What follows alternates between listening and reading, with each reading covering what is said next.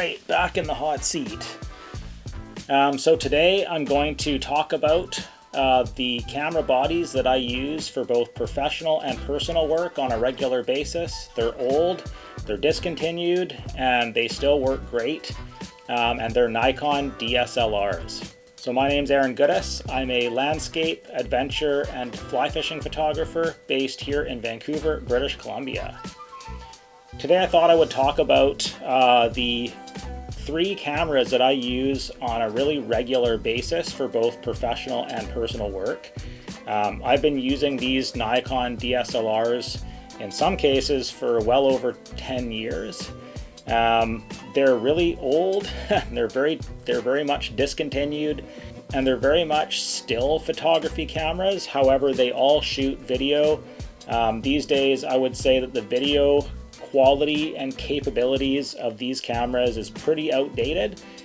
So in this case, I'm just going to talk about the still photography capabilities and why I love these cameras and why I think that they would be a great purchase for anyone who's looking to upgrade to a DSLR type camera or looking to get a really solid workhorse camera really cheap.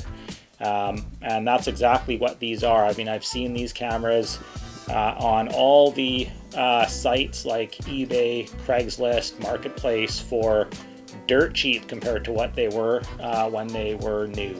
But I still use them. I use them for both professional work and personal work, and I still think they're great options for anyone who is just on a budget or just looking to get something relatively inexpensive that is still very, very good quality.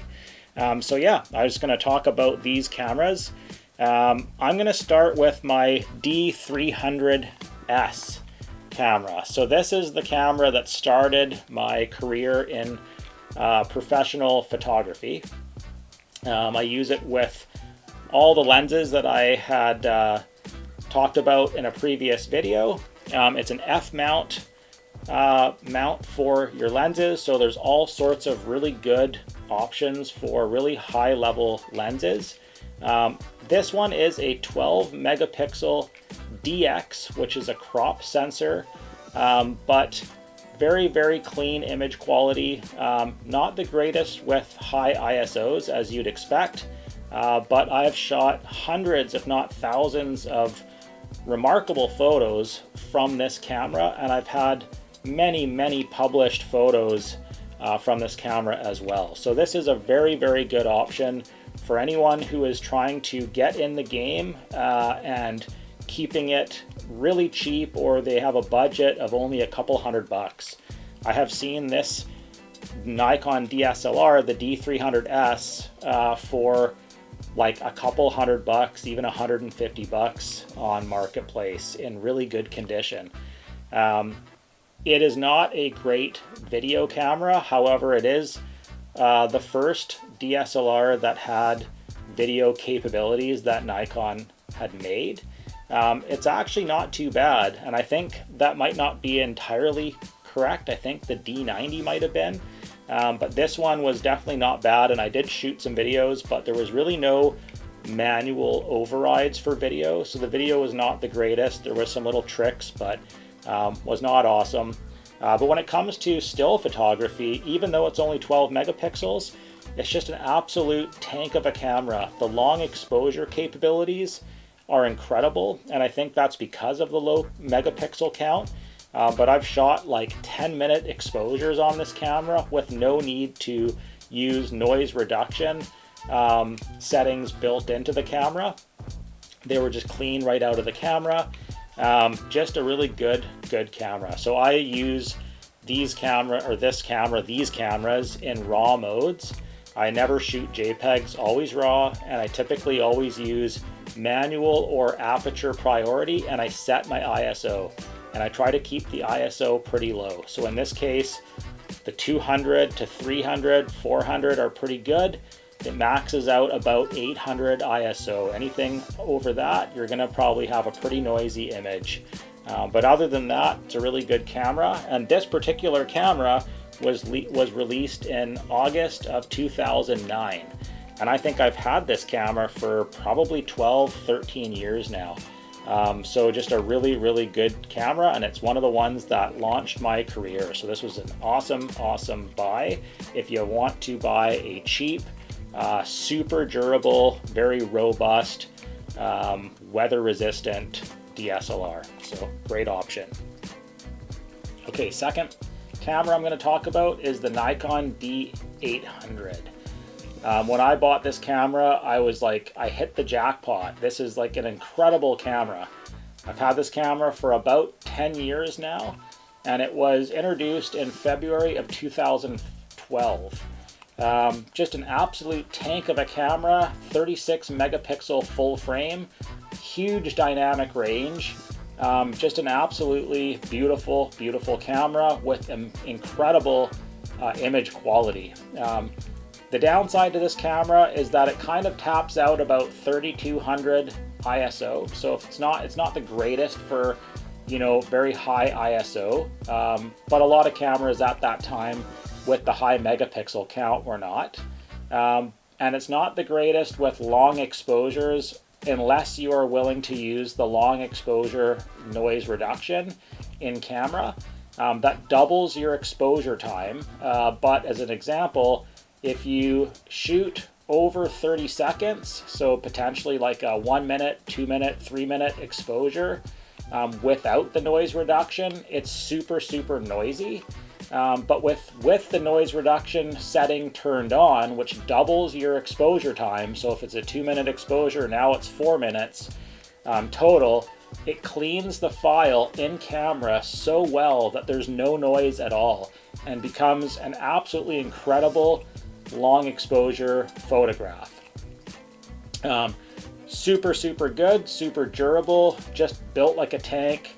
This is the Nikon D800. And honestly, you can find this camera at about $1,000 in almost new condition, but a little bit used, about, you know, $600 to $800. And I think at this point, that is an absolutely steal of a buy for a full frame camera of this capability. Absolutely beautiful camera.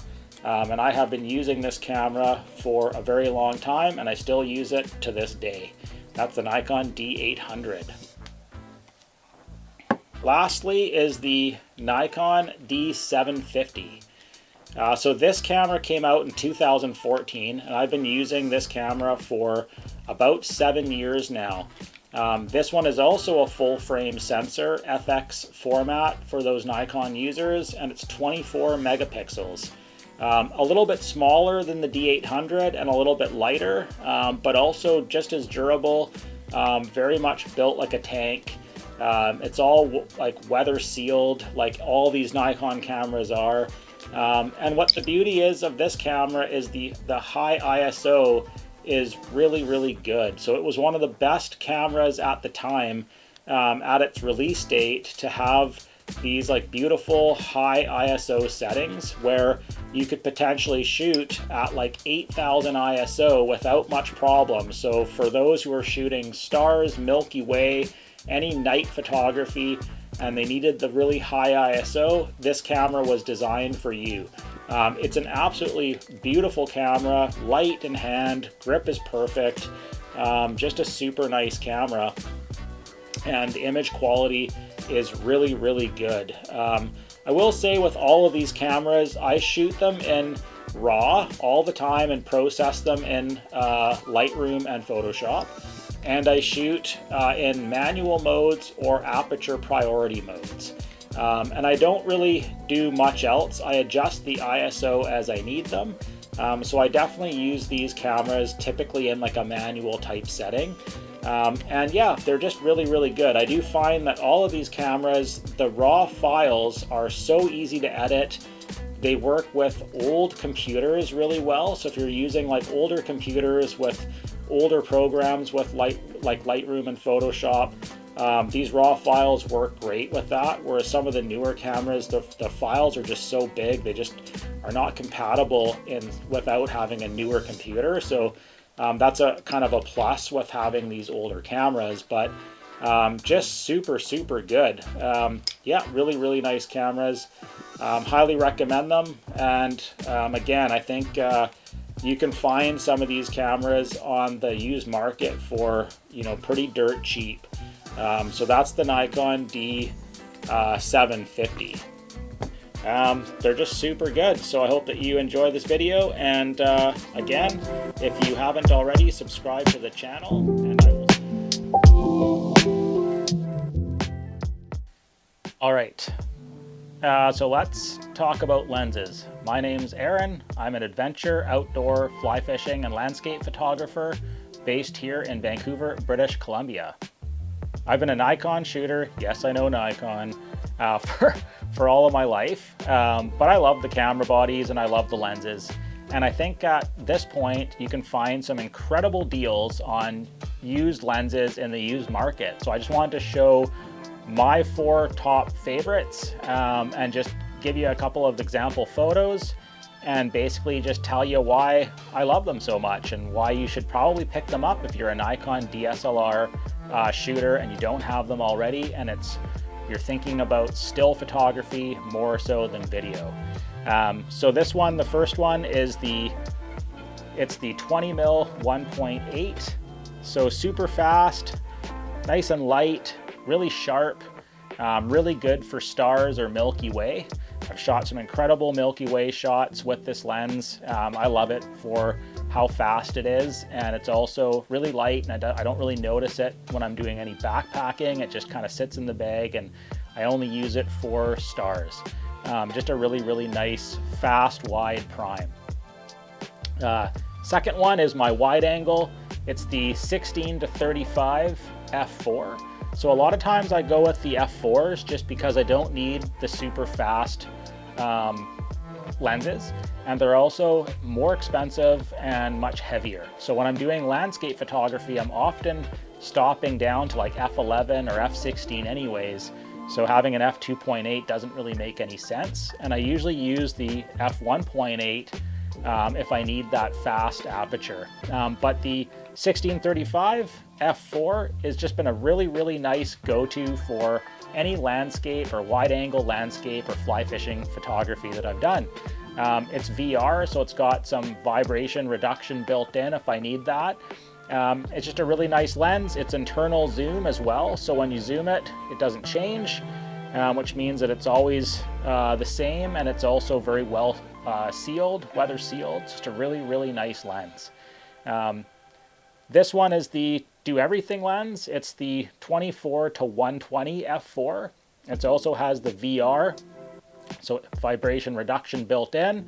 It's a little bit heavier, but it's small for the zoom range. And if I'm doing any fly fishing photography where I know I'm going to want some wide angle shots, I'm also going to maybe have some telephoto shots that I need, this one does everything. It's just a really good kind of versatile, long, like all around lens.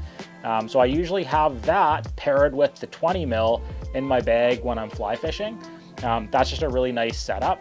And yeah, I've just got some really, really cool shots. It's also the VR, so it's nice and hand holdable and low light. Just a really nice lens. And then lastly, it's the Beast, which is the 70-200 f2.8. Weighs about 4 pounds. It's really heavy. So I don't always bring it, but if I need something that has a little bit more reach, especially in low light, this one is just an incredible lens. I've taken some of my most favorite fly fishing shots with it. Yeah, just a really, really nice lens. So what's crazy about all of these lenses is that I'm just going to go and talk about the value of what they were to what you had to pay for them new, and now what I've seen them for on places like Marketplace or eBay or Craigslist. So as an example, the 20mm 1.8 was about $1,200 new, and I've seen it for $600 to $700, almost mint condition on Marketplace. The 16-35 f4 VR new was about $1,600, and I've seen that lens for like $300 and $400 on both eBay and Marketplace. So just really, really cheap. Really, really nice lens too if you can find one in really good condition.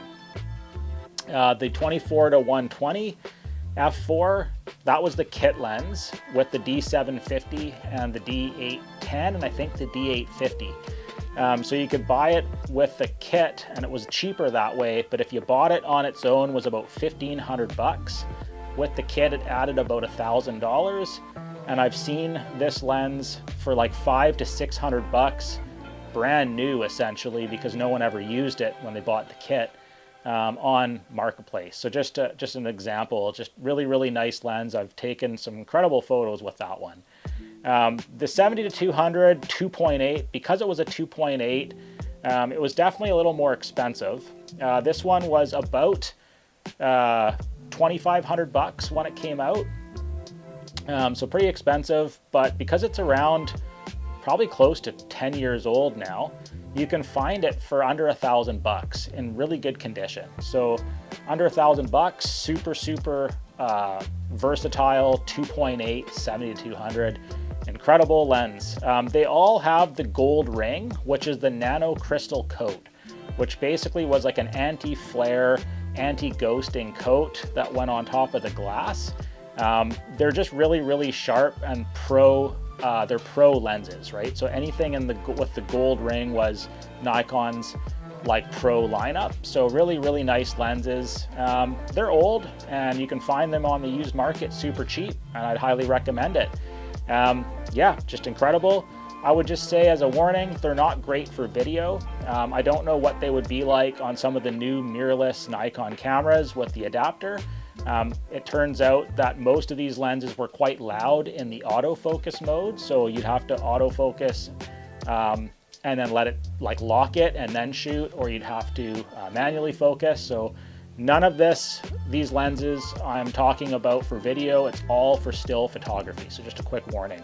But if you are a still photographer and you have a Nikon DSLR and you're looking for some really cheap pro level glass, you can't go wrong with these lenses. I just wanted to point that out.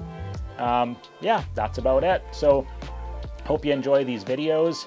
I'm gonna try and make more of them, and subscribe to the channel if you haven't already. I really appreciate that, and I will see you.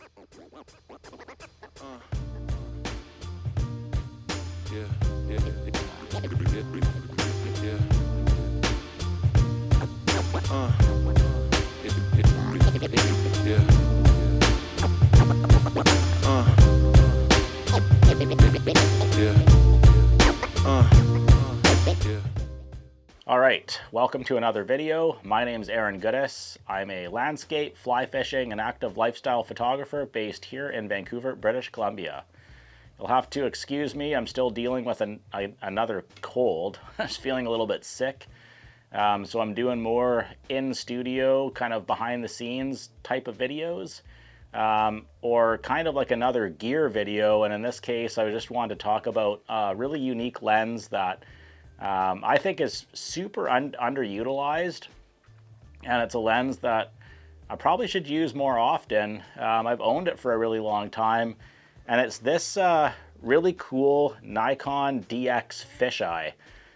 So the fisheye is a super wide angle lens. This one is a DX format, so it's actually designed to be on the cropped sensor camera like the D300S, and it's a 10.5 millimeter fisheye, which in full frame 35 millimeter terms would be just under 16 millimeters. It's more like 15.75. So it's a really wide angle, but you get this like very cool like curvature, sort of like fisheye type look. It's a really unique lens. It's one that I don't use that often, but it is a really neat look. And lately I've been using it more. I used to use it a lot, and then I just kind of like stopped using it, and now I'm using it more often again. Partly it's because it is on like a DX crop sensor camera, so it's not full frame. But that doesn't really seem to matter because these old cameras, like I've said in these last few videos, are just really good. But it's a 10.5 millimeter, it's really wide, and it's a 2.8. So it's a really fast lens as well, and it's one that just works really good in low light. And it's the gold ring, which is a really, it kind of signifies that it's one of Nikon's professional lenses from back in the day. It's a really old lens. So this lens actually came out in 2003, so it's a really long time ago. But it still works really well. I mean, look at this thing. It's just super cool. Like, there's no way to put a filter on this. You got to be really careful. That nice glass is just like, would be easy to scratch. But I've had this lens for over 10 years now, probably like 13 years, and I managed to never scratch it. I've just been very, very careful. But it has like just such a unique wide angle perspective. I just think it's a really, really cool option for just trying to get something different from your standard typical wide angle shots. Back in the day, I would use a lens like this and try to mimic some of the skateboarding and snowboarding magazine photographs that I saw. More in particular like skateboarding, because they would often have the photographer really close to the action, but they would shoot really wide, and they would use flash and really kind of like fill the frame with the skateboarder kind of doing some crazy trick down a big set of stairs, like a tray flip down a big set of stairs or something. But there'd be like this really beautiful sort of like cityscape landscape in the background, and having that really wide angle, but yet being able to focus super close and have that curved look, just made for some really interesting photographs. And I always thought that I would probably try to use that sort of style in fly fishing. And it works pretty good. Like, you can get really close with casting and it just really distorts everything, but you get this really neat perspective. So I just really wanted to talk about this particular lens, just because it's another one that you can really pick up super dirt cheap. I think it was about $1,000 new, but I would imagine, I never even looked on eBay or anything, but because it's so old, and it's such a unique lens that most people are not going to be trying to buy, especially on the crop sensor camera, I would imagine you could probably pick it up for like a couple $100 at the most. But it's just a really nice solid lens. It auto focuses super fast with pretty much any Nikon DSLR camera that I've tried it on. But it's also like feels like kind of solid and professional in your hands. It's just like, yeah, it's weather sealed. It's got the gold ring. Really nice, beautiful lens. It's a Nikon AF DX 10.5 millimeter fisheye.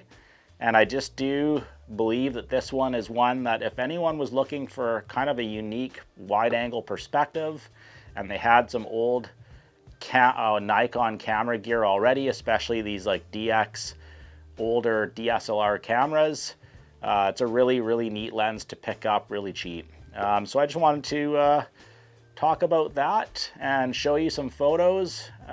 Keep this video nice and short. I'm kind of just dealing with a bit of a cold, so I'll just probably try to minimize how much I talk on this one. But yeah, just wanted to show you this lens, and there you go. So enjoy all the photos. I'm going to throw a couple photos up on the screen now that have been taken on this lens, some that are quite old and actually some that are more recent, because I just did a shoot last week that I used this lens for a lot of the photos in that shoot. So super cool. There you go. Hope you enjoy this video. And like always, I really appreciate you watching the videos. And if you like to, subscribe to the channel. That helps me out. And I will see you in the next one. Bye for now.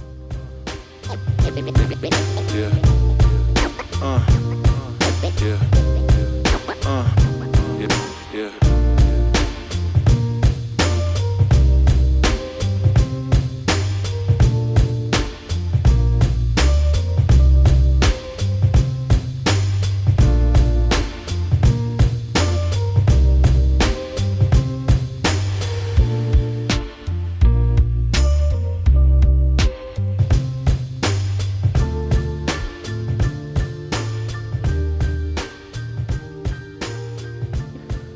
All right, welcome to another video.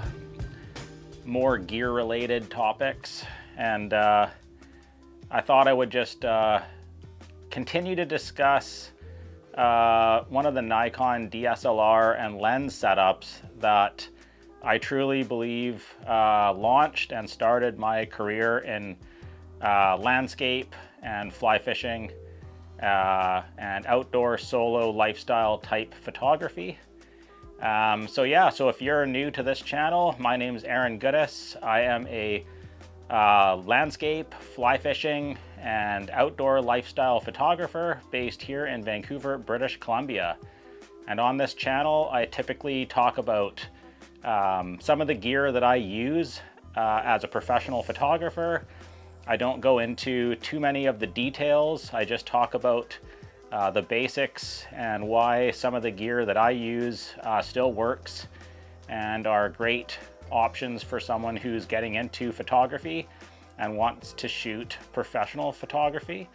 I also talk about fly fishing, and I do photography vlogs from time to time. So if you're into that type of content, be sure to subscribe to the channel, and hopefully that you get something out of these videos and you learn a little bit about my process in photography. So I think in this video, I just wanted to touch more on this particular setup, this camera and lens setup. I talked a lot more about all the camera bodies and lenses that I still use in past videos, so maybe check those out if you're interested. But this one just has kind of like a special place in my heart. I've had this camera since just past launch, which was around 2011. So well over 10 years now, and I still use this camera and lens setup to this day. Not as much as I used to because I've upgraded since then, but it's still a very usable camera, and I just wanted to talk a little bit about it. And for someone who's maybe trying to get into professional level photography on a budget, I just thought this would be a really good opportunity to discuss this particular setup, because I have shot some of my more memorable images on this particular setup. So it's the Nikon D300S. The actual camera body was launched in 2009, and the lens that's on this camera is a DX lens, as well as the body. So they're both DX, which means that they're cropped sensor. So they don't have a full frame sensor.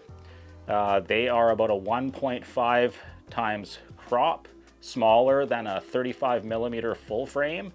But that has not stopped this camera setup from making some of the best images that I've ever created. It's the Nikon D300S and the Nikon 10-24 f3.5 to 4 DX lens.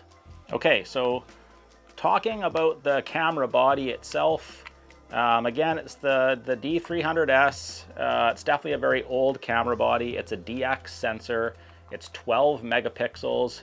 It's not good in low light if you're hand holding with high ISO.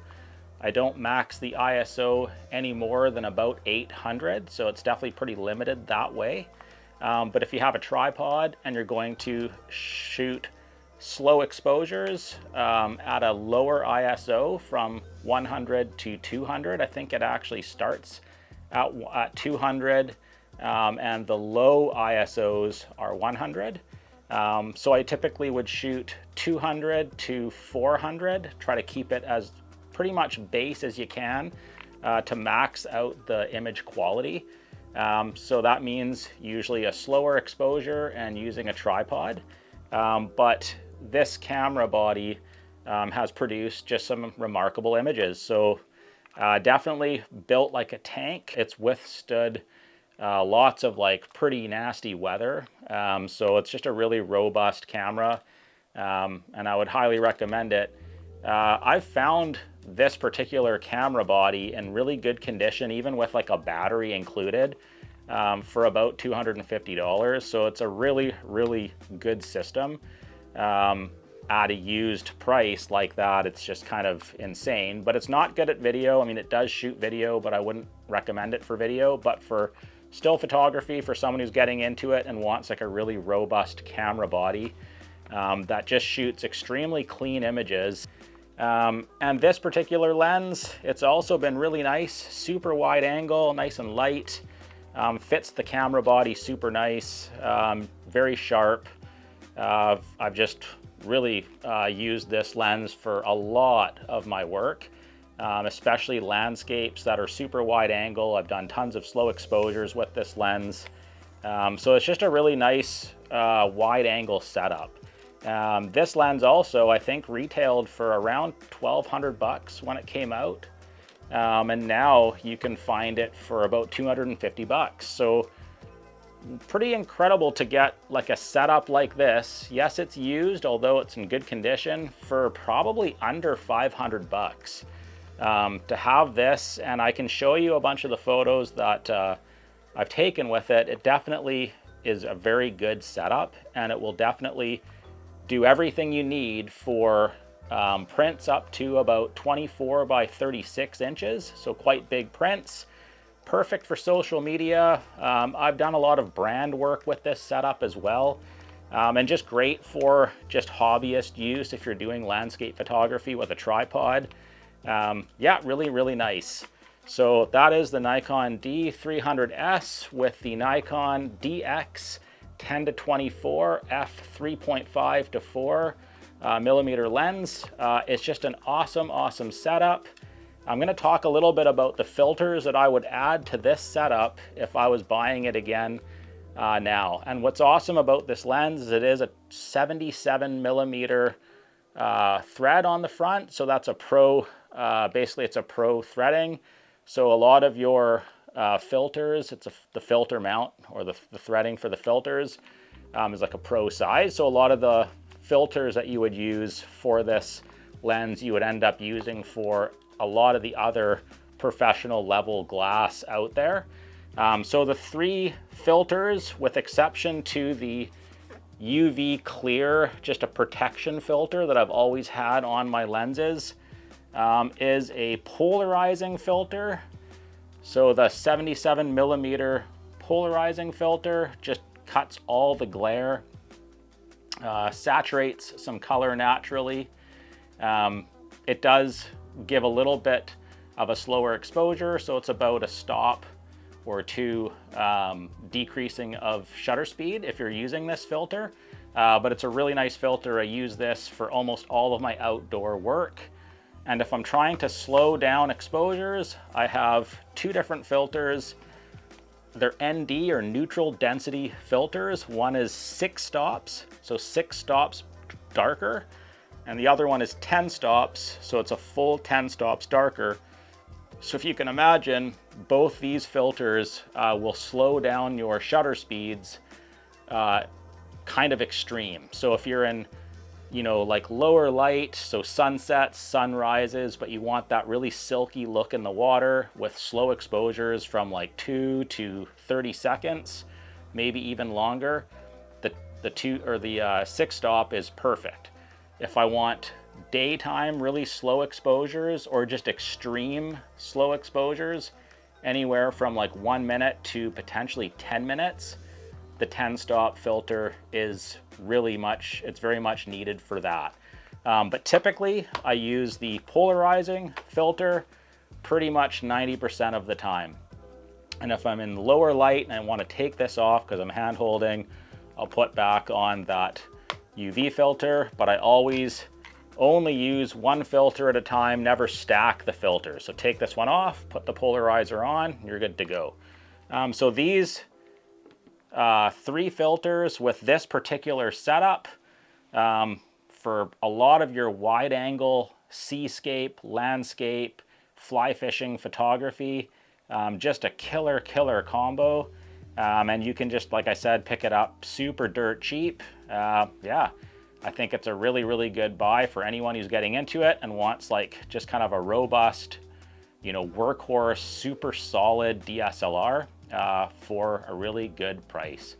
Yeah, I just wanted to talk about that. So there you go. That's pretty much it. I hope that you get something out of this video. Hope that you can learn a little bit about my gear and the process that I use for making images and photography. That's about it. So again, I really appreciate you watching the video. Subscribe if you haven't already, and I will see you in the next one. Bye for now.